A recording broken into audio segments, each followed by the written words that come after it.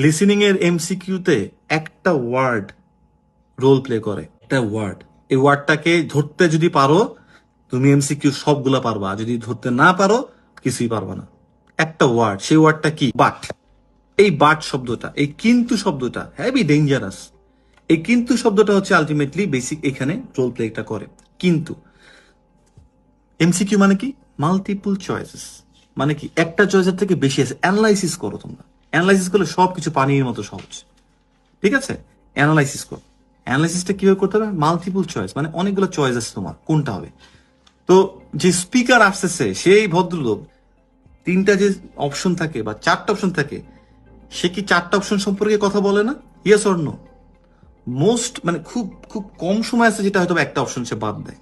so তিন চারটা option যদি থাকে একটা জায়গাতে, আর সেই লিসেনার যদি মানে যে বক্তা speaker, if he or she talks about each